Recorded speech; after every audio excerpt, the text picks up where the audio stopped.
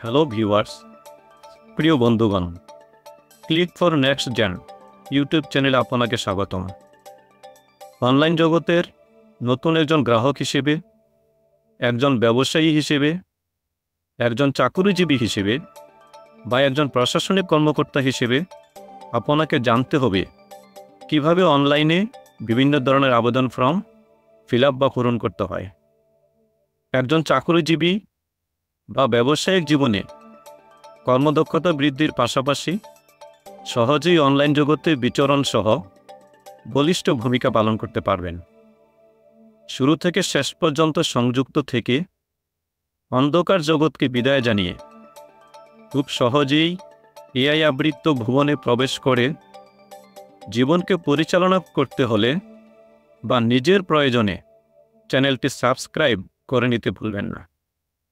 আসুন এবার বিস্তারিত আলোচনা করি কিভাবে সামাজিক নিরাপত্তা বেষ্টনীর আওতায় অনলাইনে একটি আবেদন ফর্ম ফিল আপ বা পূরণ করতে হয়। আমরা প্রথমেই জানতে চেষ্টা করব সামাজিক নিরাপত্তা বেষ্টনী কি। সামাজিক নিরাপত্তা বেষ্টনী হল একটি সরকারি সহায়তা কর্মসূচি যার মাধ্যমে গরিব, হতদরিদ্র, নিরীহ, কর্মক্ষম ও অসহায় মানুষকে স্বাস্থ্যসেবা, নগদ অর্থ, খাদ্যদ্রব্য বা অন্যান্য সুযোগ সুবিধা প্রদান করা হয়, যাতে খুব সহজেই মানবিক জীবনযাপনে অংশগ্রহণ করা সহ কিছুটা অন্ন বস্ত্রের সংস্থানের সুযোগ পেয়ে থাকেন। আপনারা জানেন, বাংলাদেশে সামাজিক নিরাপত্তা বেষ্টনীর আওতায় সরকারের অনেকগুলো কর্মসূচি চালু রয়েছে। তার মধ্যে বয়স্ক ভাতা, বিধবা ভাতা, প্রতিবন্ধী ভাতা, ভিডব্লিউবি ও ভিজিএফ কর্মসূচি, স্বল্পমূল্যে খাদ্য বিতরণ কর্মসূচি, দুর্যোগকালীন সহায়তা ও কর্মসংস্থান সৃষ্টিমূলক প্রকল্প ইত্যাদি বহুল পরিচিত।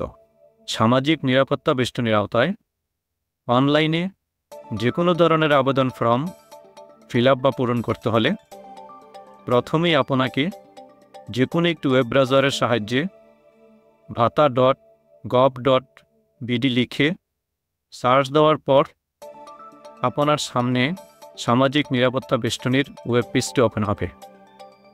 এই ওয়েব পেজের সকল প্রকার ভাতা আবেদন ফর্ম ফিল আপ ও পূরণ পদ্ধতি একই রকমভাবে হবে। সমস্যা অধিদপ্তর কর্তৃক প্রকাশিত সামাজিক নিরাপত্তা কর্মসূচির নতুন আবেদনকারীর তথ্য অপশন পাব। সেখানে ভাতার কার্যক্রম সিলেক্ট করতে হবে। বিধবা বা স্বামী নিগৃহীতা ভাতা সিলেক্ট করলাম। ভাতা গ্রহীতার জাতীয় পরিচয়পত্র অনুযায়ী সম্পূর্ণ নাম বাংলায় লিখতে হবে। তারপর ভাতা গ্রহীতার নাম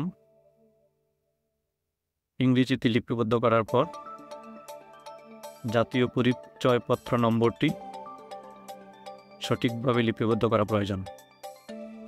তারপরের অপশনটি ভাতা গ্রহীতার জন্ম তারিখ জাতীয় পরিচয়পত্র অনুযায়ী নির্বাচন করে দিতে হবে।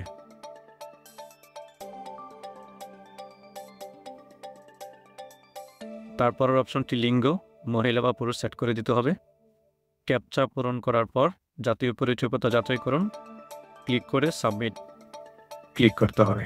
এনআইডি তথ্য যাচাই সফলভাবে হয়েছে এই মেসেজটি পাওয়ার পর ভাতা গ্রহীতার ছবি ও স্বাক্ষর ফাইল আকারে ড্রাইভে সেভ করে রাখতে হবে।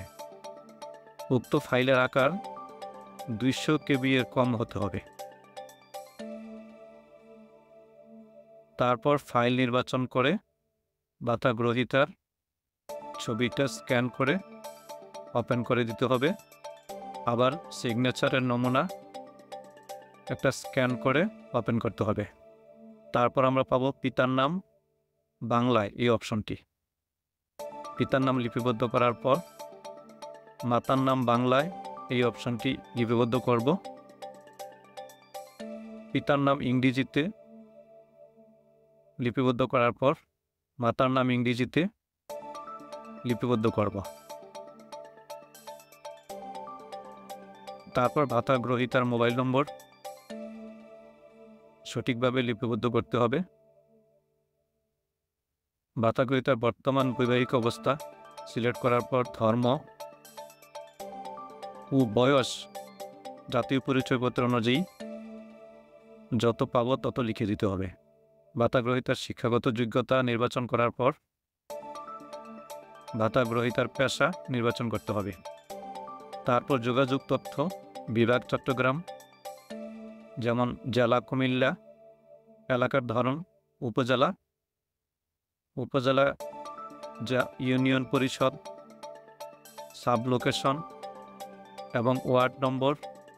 যদি ইউনিয়ন পরিষদের পোস্টকোড জানা থাকে পোস্টকোডটি লিপিবদ্ধ করতে হবে। গ্রাম বা বাড়ির নং, রোড নং, ব্লক নং, সেকশন যতটুকু সম্ভব সঠিকভাবে লিপিবদ্ধ করার পর আমরা স্থায়ী ঠিকানা একই ক্লিক করে আমরা লিপিবদ্ধ করতে পারব। তারপর বিধবা ও স্বামী নিগৃহীতার ভাতা অনুযায়ী বিস্তারিত তথ্য লিপিবদ্ধ করতে হবে। এই তথ্যে ভাতা গ্রহীতা আংশিক কর্মক্ষম, কী ধরনের ভাতা আমরা সুবিধা গ্রহণ করতে যাচ্ছি সেটা সেট করে দেব। স্বাস্থ্যগত কর্মক্ষমতা দিলাম, সরকারি কোনো সুযোগ সুবিধা গ্রহণ করেন কিনা সেটা লিখে দিলাম। বাসভবন নিজের হলে নিজে লিখে দিতে হবে, কত শতক জায়গা সেটা পরিমাণ লিপিবদ্ধ করতে হবে। ভূমির মালিকানা 0.5 একরের নিচে, বার্ষিক আয় 36,000 টাকা পর্যন্ত, গত 1 বছরে আপনার খানায় বিদেশে অবস্থানরত কারোর নিকট থেকে কোনো অর্থ গ্রহণ করেছেন কিনা সেটা না লিপিবদ্ধ করে দিলাম। আপনার প্রধান ঘরের দেয়াল কি দিয়ে তৈরি সেট করে দিতে হবে। আপনার খানায় কি পরিমাণ পৃথক খাবার ঘর আছে, যদি এক পৃথক খাবার ঘর থাকে সেখানে সিলেক্ট করে দিতে হবে। আপনার খানায় কি পৃথক রান্নাঘর আছে সেখানে হ্যাঁ না সিলেক্ট করে দিতে হবে। আপনার খানায় খাবার পানির উৎস কি সেটা সেট করে দিতে হবে। খানার সদস্যগণ কী ধরনের পায়খানা বা টয়লেট ব্যবহার করেন সেটা আমরা নির্বাচন করে দিতে পারবো। খানার মালিকানার নিজস্ব সম্পত্তিগুলোর মধ্যে কি কি সম্পদ আছে, পরিসম্পদ আছে, মোবাইল, বৈদ্যুতিক পাখা, টেলিভিশন, ক্যামেরা ইত্যাদি। আপনার প্রধান ঘরের ছাদ কি দিয়ে তৈরি, টিন, কাঠ বা অন্য কিছু, যে কোনো অপশন আমরা এখান থেকে নির্বাচন করে দিতে পারি। আপনার খানায় ঘরের সংখ্যা কয়টি সেটি আমরা নির্বাচন করে দেব। তারপর আমরা সাবমিটে ক্লিক করব। সাবমিটে ক্লিক করার পর একটা কনফার্ম মেসেজ আসবে। তারপর আমরা আবেদন ফর্মটি ডাউনলোড করে আমাদের অনলাইনে আবেদন ফর্মের কাজ সম্পন্ন করব। ধন্যবাদ আমাদের সাথে সংযুক্ত থাকার জন্য।